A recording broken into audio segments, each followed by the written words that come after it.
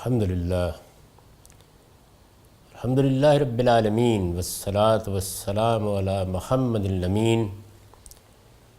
اعوذ باللہ من الشیطان الرجیم بسم اللہ الرحمن الرحیم۔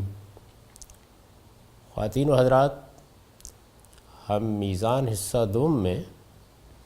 تیسرے باب کا مطالعہ کر رہے ہیں۔ یہ قانون سیاست کا باب ہے۔ ہم اس میں اب تک یہ دیکھ چکے ہیں کہ مسلمان کی حیثیت سے اللہ تعالیٰ نے ہمیں اس بات کا پابند کر رکھا ہے کہ ایمان کے ساتھ ہم اللہ اور اللہ کے رسول کے احکام کی اطاعت بھی کریں۔ اللہ کو معبود ماننے کا یہ لازمی تقاضا ہے، اور رسول کی حیثیت اس کے سوا کچھ نہیں کہ وہ در حقیقت خدا ہی کی بات ہم تک پہنچا رہا ہے۔ لہٰذا اس کے سوا کوئی راستہ نہیں ہے کہ اگر ہم نے اس بات کا اقرار کر لیا کہ ہم اللہ پر ایمان لائے ہیں اور اللہ کے رسول پر ایمان لائے ہیں، تو پھر اگر کوئی ہدایت انفرادی زندگی سے متعلق دی گئی ہے تو اس کی بھی پیروی کرنا ہوگی، اور اگر اجتماعی زندگی سے متعلق دی گئی ہے تو اس کی بھی پیروی کرنا ہوگی۔ اس کے بعد ہم یہ دیکھ رہے تھے کہ وہ کیا لوازم ہیں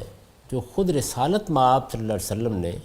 اس بنیادی اصول سے متعلق واضح فرما دیے ہیں۔ اس میں پہلی چیز زیر بحث تھی کہ مسلمانوں کا جو نظم اجتماعی بھی وجود میں آ جائے، ہر مسلمان کو اس کے ساتھ وابستہ رہنا چاہیے۔ یعنی نظم اجتماعی کے ساتھ وابستہ رہنا مسلمانوں کے لیے محض ایک سیاسی مسئلہ نہیں ہے بلکہ مذہبی مسئلہ ہے۔ یعنی اگر مسلمانوں نے کسی جگہ پر اقتدار حاصل کر لیا ہے اور وہاں ان کا ایک نظم وجود میں آ گیا ہے، جس کو دور جدید کی اصطلاح میں ہم ریاست سے تعبیر کرتے ہیں، تو پھر اس کو توڑنا، اس میں خلفشار پیدا کرنا، اس میں اپنی الگ پارٹیاں بنا کے اس کو چیلنج کرنا، اس کے خلاف بغاوت کرنا، یہ چیز اسلام میں سخت ناپسندیدہ قرار دی گئی ہے۔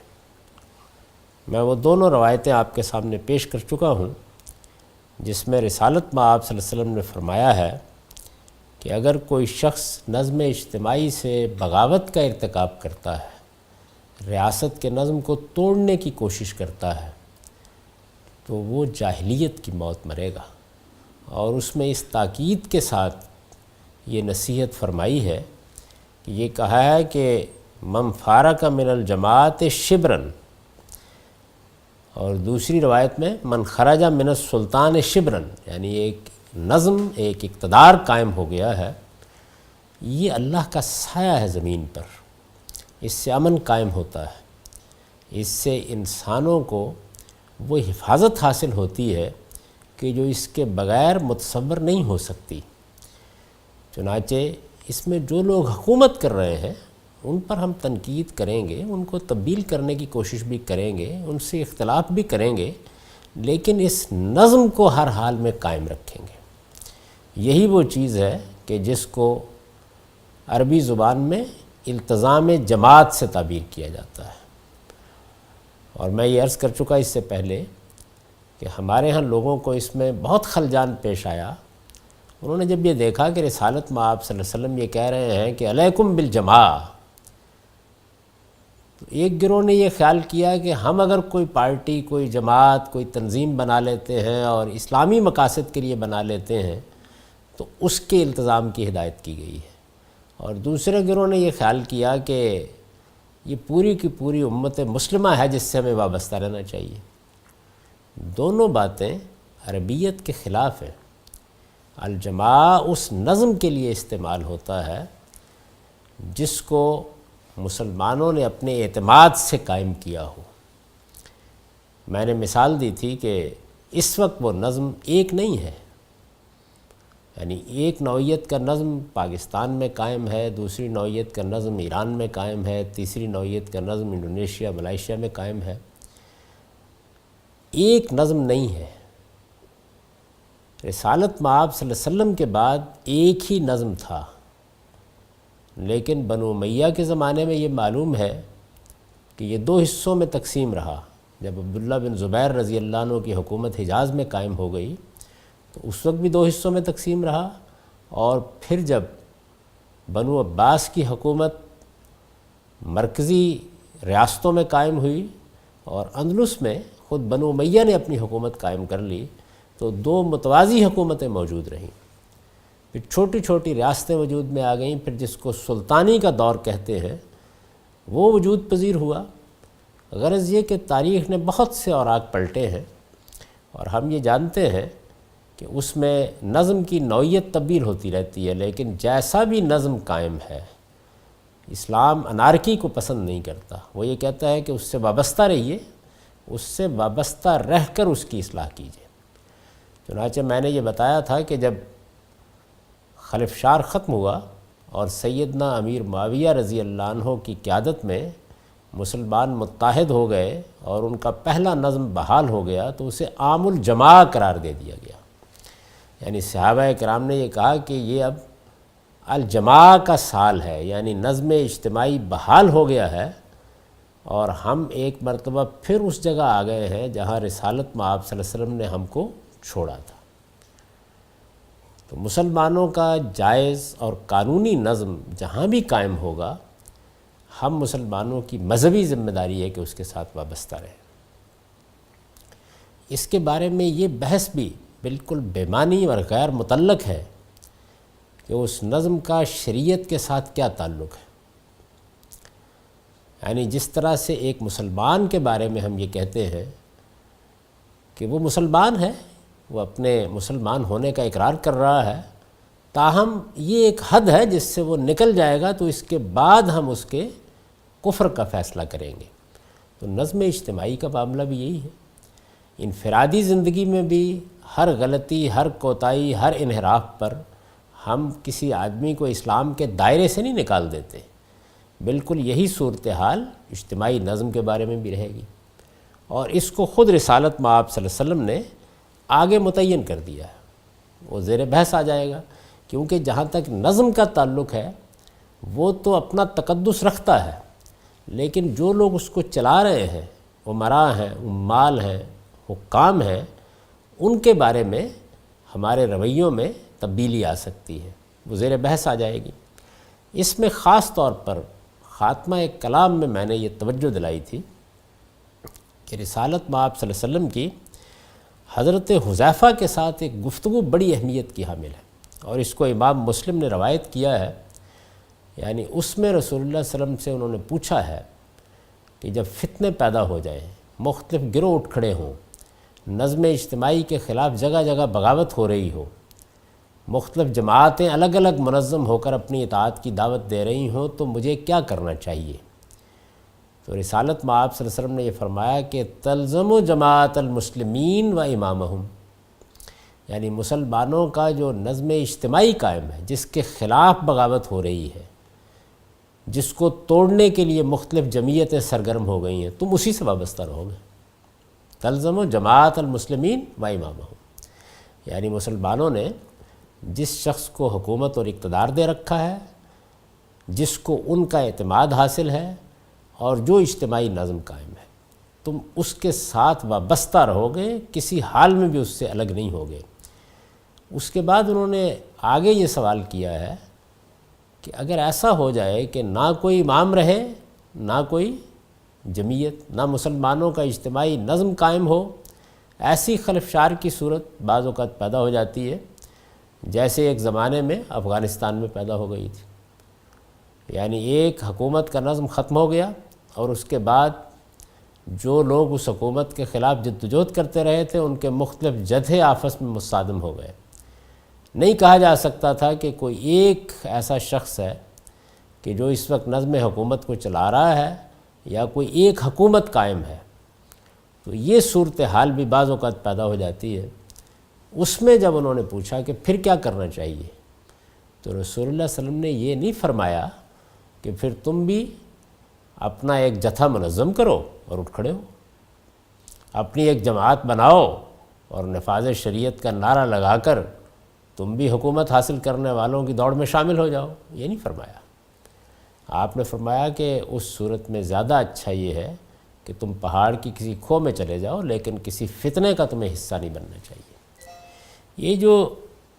پورا کا پورا مضمون ہے جو ان روایتوں میں بیان ہوا ہے، اور جو قرآن مجید کے منشا کو بالکل ٹھیک بیان کر رہا ہے، یہ پورا مضمون اگر آپ سامنے رکھیں تو اس کا جو نتیجہ نکلتا ہے وہ یہ ہے کہ اجتماعی نظم کے خلاف بغاوت کرنا، اس کو توڑنے کی کوشش کرنا، یہ مذہبی لحاظ سے ہمارے لیے کسی موقع پر بھی جائز نہیں ہوتا۔ یعنی اس میں قائم حکومت سے ہم اختلاف کریں گے، امراء اور عمال سے اختلاف کریں گے، ان کو بدلنے کی کوشش بھی کر سکتے ہیں اور وہ آگے زیر بحث آ جائے گا،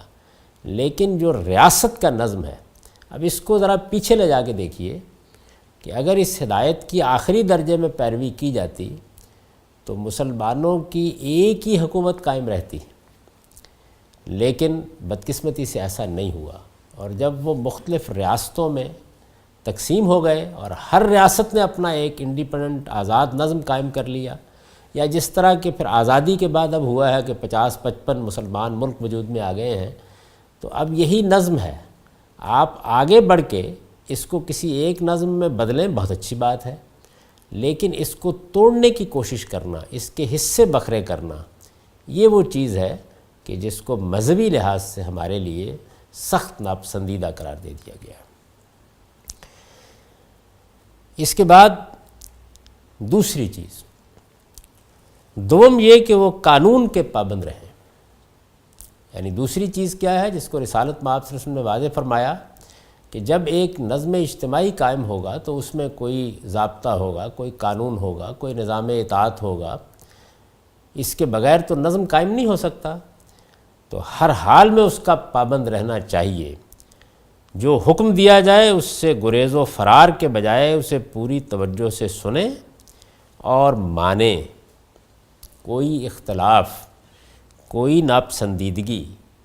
کوئی عصبیت اور کسی نوعیت کا کوئی ذہنی تحفظ بھی قانون سے انحراف کا باعث نہیں بننا چاہیے۔ یعنی مسلمان صرف اپنی ریاست کا وفادار ہی نہیں ہوتا، قانون کا بھی آخری درجے میں پابند ہوتا ہے۔ یعنی قانون کی پابندی کی وہی اسپرٹ ہمارے اندر اللہ کے پیغمبر نے پیدا کرنا چاہیے، جس میں رات کی تاریکی میں تنہا کھڑے ہوئے بھی ایک شخص یہ فیصلہ کرتا ہے کہ نہیں، اگر سرخ بتی ہے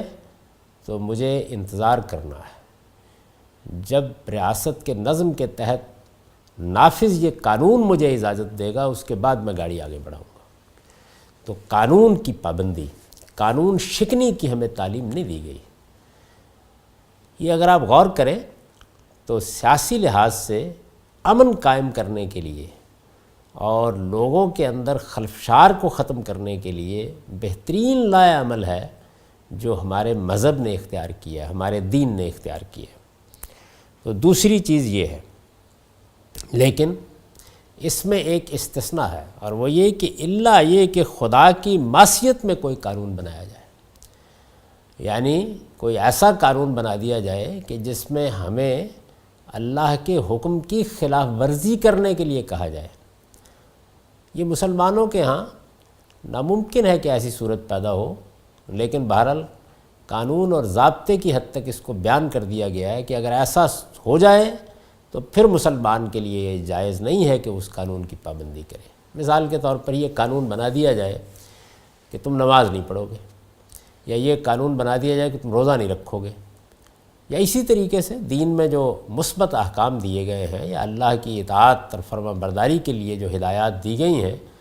ان میں سے کسی کی خلاف ورزی کے لیے کہا جائے، یعنی ہمیں اس قانون کی خلاف ورزی کرنے پر مجبور ہونا پڑے، تو وہاں ہم صاف کہہ دیں گے کہ اس قانون کی پابندی اللہ اور رسول کی اطاعت کے تحت ہے۔ اللہ اور رسول کی معصیت میں کوئی حکم ہمیں نہیں دیا جا سکتا۔ اس ضمن میں جو ارشادات ہیں وہ دیکھیے، ارشاد فرمایا ہے علیک السمع والطاعہ فی عسرک و یسرک و منشتک و مکرہک و عثرۃ علیک۔ یہ مسلم کی روایت ہے۔ تم پر لازم ہے کہ اپنے حکمرانوں کے ساتھ سم و طاعت کا رویہ اختیار کرو۔ یعنی ایک چیز ہے جماعت کا التزام، وہ بیان ہو چکا اوپر، یعنی جو نظم اجتماعی قائم ہے اس کے اندر رہ کر زندگی بسر کی جائے، اور دوسرے یہ کہ اس نظم کو چلانے کے لیے جو لوگ ذمہ دار بنائے گئے ہیں ان کے ساتھ سم و طاعت کا رویہ اختیار کیا جائے، یعنی ہم سنیں گے اور مانیں گے۔ ارشاد فرمایا چاہے تم تنگی میں ہو یا آسانی میں، اور چاہے یہ رضا و رغبت کے ساتھ ہو یا بے دلی کے ساتھ، اور اس کے باوجود کہ تمہارا حق تمہیں نہ پہنچے۔ ظاہر ہے کہ یہ جو کچھ بھی آپ نے فرمایا ہے یہ اپنی حکومت کے بارے میں نہیں ہے، اس لیے کہ وہاں تو بے دلی ہو نہیں سکتی، وہاں تو ہر حال میں سر تسلیم خم کرنا ہے۔ یہاں یہ کہا ہے کہ تمہیں اختلاف ہو سکتا ہے، تم پر کسی کو ترجیح دی جا سکتی ہے، تم کسی معاملے میں مختلف نقطہ نظر رکھ سکتے ہو، لیکن جب ایک قانون بنا دیا جائے تو قانون پر تنقید ایک اور چیز ہے، قانون کو تبدیل کرانے کی کوشش ایک اور چیز ہے۔ قانون کی خلاف ورزی نہیں تم کر سکتے، یعنی اس قانون کی پابندی کرتے ہوئے ہم اس کو تبدیل کرانے کی کوشش کریں گے، اس کے باوجود کہ تمہارا حق تمہیں نہ پہنچے۔ وَأَثَرَةٍ عَلَيْكَ، یعنی اگر حقوق بھی تلف ہو رہے ہوں تب بھی قانون شکنی کی رسول اللہ صلی اللہ علیہ وسلم نے اجازت نہیں دی۔ مزید فرمایا علی المرء المسلم السم والطاعۃ فیما احب وکرہ الا یؤمر بمعصیہ فإن أمر بمعصیۃ فلا سمع ولا طاعۃ۔ مسلمان پر لازم ہے کہ خواہ اسے پسند ہو یا ناپسند وہ ہر حال میں اپنے حکمران کی بات سنے اور مانے، سوائے اس کے کہ اسی کسی معصیت کا حکم دیا جائے۔ قدیم قبائلی تمدن میں احکام بڑی حد تک براہ راست آتے تھے، اس وجہ سے یہ تعبیریں اختیار کی گئی ہیں۔ اب قانون بن جاتا ہے اور اس کے بعد ریاست کے کارندے اس پر عمل کراتے ہیں۔ چنانچہ ایک کنسٹیبل جو سڑک پر کھڑا ہے وہ اصل میں ریاست کی اور قانون کی نمائندگی کرتا ہے، تو ہم سنیں گے اور مانیں گے۔ پھر اگر معصیت کا حکم دیا جائے، فرمایا حکمران کی بات سنیں اور مانیں سوائے اس کے کہ اسے کسی معصیت کا حکم دیا جائے۔ پھر اگر معصیت یعنی خدا کی نافرمانی، معصیت کا حکم دیا گیا ہے تو وہ نہ سنے گا اور نہ مانے گا۔ یہی وہ بات ہے جو میں نے عرض کی کہ ہمارے لیے یہ معیار مقرر کر دیا گیا ہے کہ تم یہ دیکھو گے کہ کیا اس قانون کی پابندی کے نتیجے میں تمہیں اللہ اور اللہ کے رسول کی کسی حکم کی خلاف ورزی تو نہیں کرنی پڑ رہی ہے۔ اگر ایسا ہے تو پھر ہم اس قانون کو نہیں مانیں گے۔ اسمعوا واطیعوا وان استعمل علیکم عبد حبشی کان راسہ زبیبا۔ ارشاد فرمایا سنو اور مانو، یہ بخاری کی روایت ہے، اگرچہ تمہارے اوپر کسی حبشی غلام کو حکمران بنا دیا جائے جس کا سر منقع جیسا ہو۔ عربوں کی نفسیات کو سامنے رکھ کے کہا ہے، ان کے ہاں چونکہ بہت احساس تفاخر تھا تو اس وجہ سے ایک حبشی کا ذکر کیا، اور اس کے ساتھ یہ بھی بتا دیا کہ اس کی صورت، شکل، اس کا وقار، اس کا تجمل، یہ سب چیزیں تمہارے لیے مزے کا خیز ہی کیوں نہ ہوں، لیکن جب مسلمانوں نے اعتماد کر کے اس کو حکمران بنا دیا ہے تو پھر جو قانون بھی وہاں سے صادر ہوگا اس کی اطاعت کی جائے گی۔ اولی الامر کی اطاعت کا یہ حکم ظاہر ہے کہ صرف مسلمان حکمرانوں کے لیے ہے، یعنی مسلمان حکمرانوں کے بارے میں ہمیں یہ ہدایت دی گئی ہے۔ مسلمانوں کا نظم اجتماعی اس سے وابستہ رہنے کے لیے کہا گیا ہے۔ مسلمان حکمران ہے، اس کی اطاعت کے بارے میں یہ ہدایات دی گئی ہیں۔ جہاں یہ صورتحال نہیں ہے وہاں ہم معاہدات کی پابندی کرتے ہیں۔ یعنی مثال کے طور پر ایک آدمی امریکہ میں رہتا ہے، برطانیہ میں رہتا ہے، تو وہاں ظاہر ہے کہ مسلمانوں کا نظم اجتماعی قائم نہیں ہے، لیکن جس وقت وہ اس سرزمین پر قدم رکھتا ہے تو وہ ایک عہد کا پابند ہو جاتا ہے۔ اگر شریعت حاصل کرتا ہے تو پھر تو باقاعدہ حلف اٹھا کے عہد کا پابند ہو جاتا ہے، وہ پھر جو کچھ بھی اس کے اوپر چیزیں لاگو ہوتی ہیں وہ اس پابندی عہد کے ذیل میں ہوتی ہیں، اور ہم مسلمانوں کو اصولی طور پر اس کا پابند کر دیا گیا ہے کہ ہم عہد معاہدے کی خلاف ورزی نہیں کریں گے، آخری درجے میں اس کی روح کو سامنے رکھ کے اس کی پابندی کریں گے۔ چنانچہ وہ لوگ کہ جو غیر مسلم ممالک میں ریاست کے معاملے میں سازشیں کرتے ہیں یا اس نظام سے فائدہ اٹھانے کے باوجود اس کے خلاف اقدامات کرتے ہیں یا قانون کی وہاں پابندی نہیں کرتے، وہ بھی ایک سنگین جرم کا ارتکاب کرتے ہیں، اس لیے کہ وہ اس عہد کی خلاف ورزی کر رہے ہوتے ہیں جس کو باندھ کر وہ وہاں گئے ہیں یا وہاں ٹھہرے ہوئے ہیں یا وہاں کے شہری بن گئے ہیں۔ تو یہ ایک بالکل الگ چیز ہے، لیکن مسلمانوں کے نظم کے بارے میں یہ ہدایات دی جا رہی ہیں۔ اولو الامر کی اطاعت کا یہ حکم ظاہر ہے کہ صرف مسلمان حکمرانوں کے لیے ہے۔ سورہ نساء کی زیر بحث آیت میں اولو الامر کے ساتھ منکم کے الفاظ سے یہی بات معلوم ہوتی ہے۔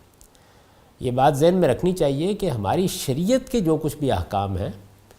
وہ مسلمانوں کے لیے ہوتے ہیں، یعنی وہ انفرادی ہوں یا اجتماعی، یہ مذہب ہے۔ مذہبی قانون کسی دوسرے کے لیے نہیں ہو سکتا۔ ہم نے چونکہ مان لیا، اس بات کو تسلیم کر لیا کہ ہم اللہ پر ایمان لے آئے ہیں، ہم اللہ کے رسول کو مان رہے ہیں، تو چنانچہ اب جو مذہبی قانون ہے وہ آپ سے آپ ہماری انفرادی اور اجتماعی زندگی سے متعلق ہو جائے گا۔ لیکن جب ہمیں کسی دوسری قوم کے ساتھ معاملہ کرنا ہے تو وہاں یہ اصولی ہدایت دے کر ہر طرح کے حالات کے لیے ہمیں پابند کر دیا گیا ہے کہ ہم معاہدات کی خلاف ورزی نہیں کریں گے، کسی حال میں بھی نہیں کریں گے، اور اگر ناگزیر ہو گیا ہے تو پہلے علانیہ اس معاہدے سے نکلیں گے، اس کے بعد پھر ہمیں حق ہے کہ ہم جو اقدام بھی کرنا چاہیں وہ کریں۔ نبی صلی اللہ علیہ وسلم نے وضاحت فرمائی ہے کہ کسی شخص کے مسلمان قرار پانے کے جو شرائط قرآن میں بیان ہوئے ہیں ان سے انحراف کے بعد اطاعت کا یہ حکم اس سے متعلق نہیں رہتا، یعنی اگر مسلمانوں کا نظم اجتماعی قائم ہے اور اس میں کوئی ایسے لوگ حکمران بن گئے ہیں کہ جنہوں نے وہ بنیادی شرائط ہی پوری نہیں کی ہیں جن کی بنیاد پر کسی شخص کو مسلمان سمجھا جاتا ہے، تو ظاہر ہے کہ اب پھر یہ قانون، یہ ہدایات، شریعت کے یہ احکام متعلق نہیں رہے۔ اس میں پھر ہم یہ فیصلہ کریں گے کہ ہم رہ رہے ہیں وہاں پہ تو بالکل اسی طریقے سے جیسے کسی غیر مسلموں کی ریاست میں رہ رہے ہیں، ہم جن معاہدات کے جس آئین کے پابند ہیں اس کے تحت فیصلے کریں گے، یعنی وہاں پھر وہی چیز سامنے آ جائے گی جس کا ذکر میں نے غیر مسلم حکمرانوں کے بارے میں یا غیر مسلم ریاستوں سے متعلق کیا ہے۔ عبادہ بن صامت کی روایت ہے، دعانا النبی صلی اللہ علیہ وسلم فبایعنہ فقال فیما خضع علینا بایعنا علی السمع والطاعة فی منشطنا ومکرہنا وعسرنا ویسرنا وعثرة الینا وَأَلَّا نُنَازِعَ الْأَمْرَ أَهْلَهُ إِلَّا أَن تَرَوْا كُفْرًا بَوَاحًا عِندَكُم مِّنَ اللَّهِ فِيهِ بُرْهَانٌ۔ یہ روایت بھی بخاری کی ہے۔ اس کا ترجمہ یہ ہے کہ نبی صلی اللہ علیہ وسلم نے ہمیں بیعت کے لیے بلایا تو ہم نے آپ سے بیعت کی۔ سیاسی نظم میں آنے کا یہی طریقہ اس زمانے میں رائج تھا، بیعت کی جاتی تھی۔ راوی کا بیان ہے کہ اس میں جن باتوں کا عہد لیا گیا، یعنی جب رسول اللہ صلی اللہ علیہ وسلم نے باقاعدہ نظم قائم کیا تو حکمران کی حیثیت سے آپ نے لوگوں سے عہد لیا، بیعت لی، اس کا ذکر ہو رہا ہے۔ راوی کا بیان ہے کہ اس میں جن باتوں کا عہد لیا گیا وہ یہ تھیں کہ ہم سنیں گے اور مانیں گے، یعنی وہی سمع و اطاعت، چاہے یہ رضا و رغبت کے ساتھ ہو یا بے دلی کے ساتھ، اور چاہے ہم تنگی میں ہوں یا آسانی میں، اور اس کے باوجود کہ ہمارا حق ہمیں نہ پہنچے۔ یہ وہی باتیں جو اس سے پہلے بیان ہو چکی ہیں۔ اور یہ بھی کہ ہم اپنے حکمرانوں سے اقتدار کے معاملے میں کوئی جھگڑا نہ کریں گے۔ یعنی ایک چیز یہ ہے کہ قانون بن گیا اور قانون ضابطے کے مطابق انتخابات ہوتے ہیں، لوگوں کی رائے لی جاتی ہے، لوگ میدان میں آتے ہیں، اپنے آپ کو بھی پیش کرتے ہیں کہ ہم یہ خدمت کر سکتے ہیں، یہ بالکل اور چیز ہے، یہ قانون کے مطابق ہو رہا ہے۔ لیکن درمیان میں اٹھ کر کوئی آدمی بغاوت کر دیتا ہے، یا اس طرح کا قانون تو ابھی نہیں بنا اور اس میں نزاع پیدا ہو جاتی ہے، تو اس موقع پر یہ فرمایا کہ ایسا کوئی جھگڑا نہ کریں گے۔ فرمایا تم ان سے جھگڑا صرف اس صورت میں کر سکتے ہو، یہاں جھگڑا ایک خاص پہلو سے استعمال ہوا ہے، یعنی ان ننازع الامر اہلہ، وہ نظم کو چلا رہے ہیں، اب اس نظم کی خلاف ورزی کا فیصلہ کر لیا گیا ہے، یا ان کو اقتدار سے معزول کر کے ان کی جگہ لینے کا فیصلہ کر لیا گیا ہے، یا ان کو معزول کرنے کا فیصلہ کر لیا گیا ہے، یہ صورت زیر بحث ہے۔ تو فرمایا یہ اسی صورت میں ہو سکتا ہے جب کوئی کھلا کفر، کفرن بواہا، کوئی کھلا کفر ان کی طرف سے دیکھو اور تمہارے پاس اس معاملے میں اللہ کی واضح حجت موجود ہو۔ یعنی رسول اللہ صلی اللہ علیہ وسلم نے اس کا دروازہ بند کر دیا ہے کہ تعویل کی بنیاد پر کوئی بات کی جائے، تعویل کی بنیاد پر گفتگو ہوتی ہے، بات ہوتی ہے۔ جب بات تعویل سے آگے نکل گئی، صریح طور پر ایک آدمی کہتا ہے کہ میں اللہ کے رسول کو نہیں مانتا، صریح طور پر کہتا ہے کہ میں اللہ کو نہیں مانتا، یعنی ایسا واضح کفر ہونا چاہیے، تو ارشاد فرمایا کہ اس کے بعد پھر تمہیں حق حاصل ہے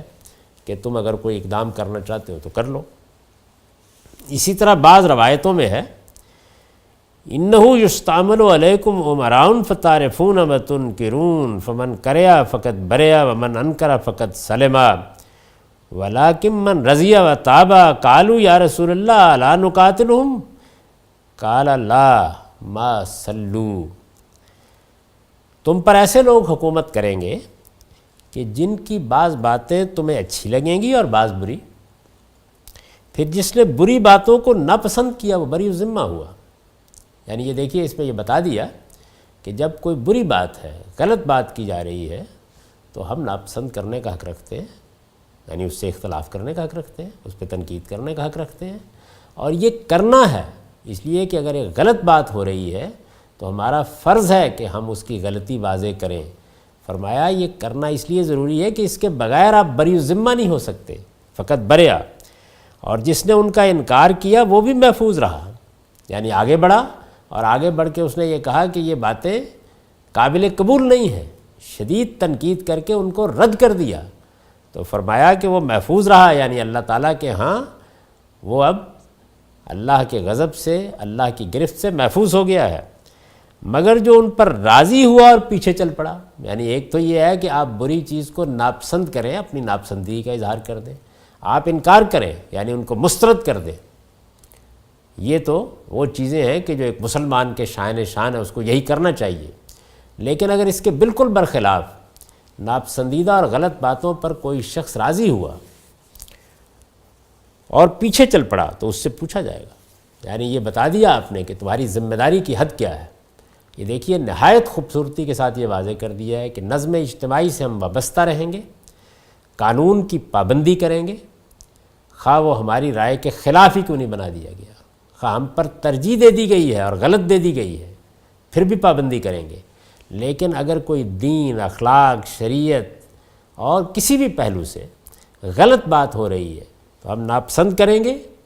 یہی ایمان کا تقاضا ہے، اور اگر اللہ ہمت دے گا تو اس کو رد کر دیں گے، اس پر تنقید کریں گے، اس کو مسترد کر دیں گے۔ فرمایا بچنے کا راستہ صرف یہ ہے، اگر آدمی اس پر راضی ہو گیا ہے اور پیچھے چل پڑا ہے، ان کا ساتھی بن گیا ہے جو غلط کام کر رہے ہیں،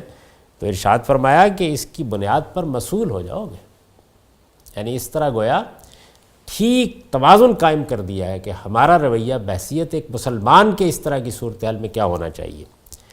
صحابہ نے پوچھا یہ صورت ہو تو یا رسول اللہ کیا ہم ان سے جنگ نہ کریں؟ ظاہر ہے کہ اس وقت کا قبائلی ماحول ہے، اس زمانے کی طرح کی افواج نہیں ہے، تو وہ یہ کہہ رہے ہیں کہ اگر اس طرح کی صورت پیدا ہو جائے تو ہم جنگ کر کے ان کو معزول کیوں نہ کر دیں؟ تو آپ نے فرمایا نہیں، جب تک وہ نماز پڑھتے ہوں۔ نماز اصل میں قرآن مجید سے معلوم ہوتا ہے کہ یہ اس بات کی علامت ہے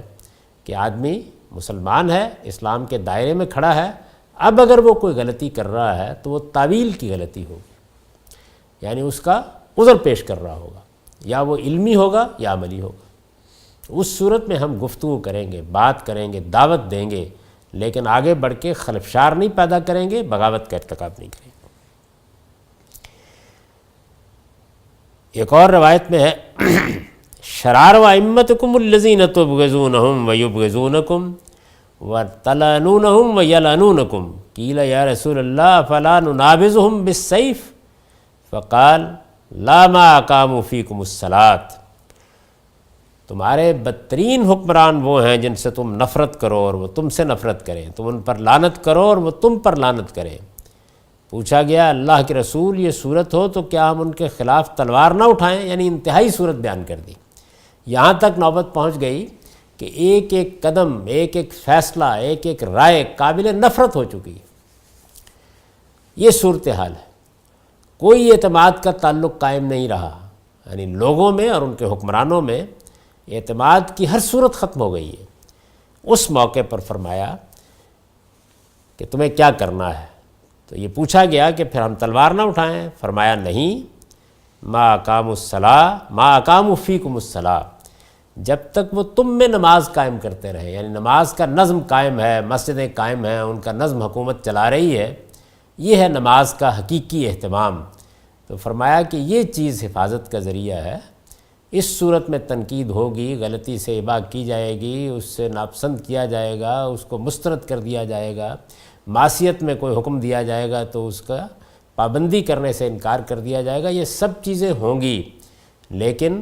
آپ بغاوت نہیں کریں گے، نظم کے اندر کھڑے ہو کر یہ کریں گے۔ یہ دیکھ لیجئے کہ ہم آزاد نہیں رہے مسلمان کی حیثیت سے کہ اپنی سیاسی امنگوں کے لیے جو اقدام چاہے کر لیں، جس وقت چاہیں بغاوت کا ارتکاب کر دیں، جس وقت چاہے جتھے بنا کے اٹھ کھڑے ہوں۔ نہیں، ہمیں کچھ چیزوں کا پابند کر دیا گیا ہے۔ اور یہ اگر آپ دیکھیں گے تو سیاسی معاملات میں نہایت متوازن روایات، یعنی بالکل ٹھیک دین کے اور عقل و اخلاق کے منشا کو واضح کر دیتی، یہی ہونا چاہیے۔ یعنی مسلمانوں کو ایک ایسا گروہ یا ایسی جماعت ہونا چاہیے جو پرامن ہو، مہذب ہوں، جو قانون کی پابندی کرنے والے ہوں، نظم اجتماعی کے اندر رہ کر جو کچھ انہوں نے کرنا ہے کریں۔ ناپسندیدگی کی اجازت دے دی گئی، انکار اور استراد کی اجازت دے دی گئی، اگر کوئی معصیت میں حکم دیا گیا ہے تو اس کی خلاف ورزی صاف صاف کر دینے کی ہدایت دے دی گئی۔ یہ سب باتیں بیان ہو گئی ہیں، بس یہ وہ حدود ہیں جو ہم قائم رکھیں گے۔ لیکن اگر کفر بوا کا، کھلے کفر کا ارتکاب ہو رہا ہے، جس کی میں نے عرض کر دیا کہ عملی مثال نماز ہے، وہ تارک ہو گئے ہیں اس کے، اور یہ کہ اللہ کو، اللہ کے پیغمبر کو واضح طور پر ماننے سے انکار کر دیا ہے۔ عملی لحاظ سے یہ ایک قطعی علامت ہے، اور علمی لحاظ سے ہر آدمی جانتا ہے کہ ایمانیات کی بنیادیں کیا ہیں، اس میں تعویلات زیر بحث نہیں آتی۔ رسالت میں آپ صلی اللہ علیہ وسلم نے پابند کر دیا ہے کہ بالکل کھلا کفر ہونا چاہیے۔ عندکم من اللہ فیہ برہان، یعنی تمہارے پاس اس معاملے میں اللہ تعالیٰ کی طرف سے ایک واضح برہان ہو، قطعی حجت اور دلیل موجود ہو، اس کے لیے کوئی استدلال کرنے کی ضرورت پیش نہ آئے، سیدھی صاف بات ہے جو وہ کہہ رہے ہیں اور تم کہہ رہے ہو۔ اس کے بعد ہم پر ذمہ داری نہیں رہی، اطاعت کی ذمہ داری نہیں رہی۔ اس میں کسی جگہ بھی یہ بات نہیں کہی گئی کہ پھر تمہیں بغاوت کرنی لازم ہو گئی ہے، پھر تمہیں خروج کرنا لازم ہو گیا ہے، پھر تمہیں سیاسی جدوجہد کرنی چاہیے۔ نہیں، یہ چیزیں پھر ہمارے اختیار پر چھوڑ دی گئی ہیں۔ یعنی ان میں سے کوئی چیز جب تک جائز نہیں تھی اس کو بیان کر دیا گیا ہے، اس کے بعد ہمیں کیا کرنا ہے اس سے متعلق دین نے کوئی حکم نہیں دیا۔ اس کی وجہ یہ ہے کہ یہ معاملات وہ ہیں کہ جن میں پھر حالات کے لحاظ سے جو کچھ بھی زمانہ اور اس کے تقاضے ہوتے ہیں اس میں رہ کے فیصلہ کیا جاتا ہے، اور یہ فیصلہ ہر گروہ کی حیثیت سے، ہر فرد کی حیثیت سے کر سکتا ہے۔ یہ اصول کی باتیں ہیں جن کو رسالت میں آپ صلی اللہ علیہ وسلم نے واضح کر دی ہے۔ اس کی روشنی میں آپ دیکھ سکتے ہیں کہ اس وقت ہمارے ہاں جو تحریکیں اٹھتی ہیں اور جو نظم قائم ہوتے ہیں اور جس طرح کی جدوجہد کرنے کے نعرے لگتے ہیں، ان کی کیا حیثیت ہے۔ بالکل صاف طریقے سے وہ حدود بیان کر دیے گئے ہیں جن کے اندر ہم کچھ کر سکتے ہیں۔ ہمیں غلط بات کو ناپسند کرنا ہے بلکہ اس سے آگے بڑھ کے اس کا انکار کر دینا ہے۔ ہمیں معصیت میں کسی قانون کی پابندی نہیں کرنی، لیکن اگر یہ نوبت آ گئی ہے تو پھر ہمیں اپنا لایا عمل بنانے کا حق ہے، اور وہ لایا عمل بغاوت کا لایا عمل بھی ہو سکتا ہے، وہ آگے زیر بحث آئے گا۔ لیکن اگر یہ نوبت نہیں آئی تو پھر ہم قانون کی پابندی کرتے ہوئے پرامن طریقے سے جدوجہد کرتے رہیں گے۔ اس دائرے کے اندر ہمیں یہی حکم دیا گیا ہے۔ اس کے بعد جیسے کہ میں نے عرض کیا، یہ نہیں کیا گیا کہ کوئی چیز لازم کر دی گئی ہو، یعنی اگر اس کے بعد بھی ہم یہ فیصلہ کرتے ہیں کہ ہم نظم کے اندر رہیں گے اور بس تنقید پہ اکتفا کریں گے یا اپنی بات کہنے پہ اکتفا کریں گے تو دین ہمیں کسی نئے حکم کا پابند نہیں کرتا۔ چنانچہ میں نے ایک زمانے میں اس پر لکھا بھی تھا کہ خروج اور بغاوت جائز ہوتی ہے، یہ بحث ہے پچھلی 14 صدیوں میں اہل ایمان۔ جائز کب ہوتی ہے؟ یہ واجب ہو جاتی ہے، یہ مستحب ہو جاتی ہے؟ نہیں، اس کا کوئی سوال نہیں ہے۔ یعنی یہ صرف موجودہ زمانے کی سیاسی امنگیں ہیں جن سے یہ ساری چیزیں پیدا ہوئی ہیں۔ ہمارا قانون بالکل واضح ہے کہ یہ اس جگہ پر جا کر جائز ہو جاتی ہے۔ جواز اور عدم جواز زیر بحث ہے، استحباب یا فرض ہونا یا وجوب، ان میں سے کوئی چیز سرے سے دین میں زیر بحث ہی نہیں۔ اس کے بعد ابھی یہ بحث جاری ہے اور اس میں اب ہمیں یہ دیکھنا ہے کہ اگر بغاوت ہی کا ارتکاب کیا جاتا ہے تو پھر اس کے حدود کیا ہے۔ اس کے بعد ہم کسی دوسری نشست میں اس پر بات کریں گے۔ اقول قولی ھذا واستغفر اللہ لی ولکم ولسائر المؤمنین۔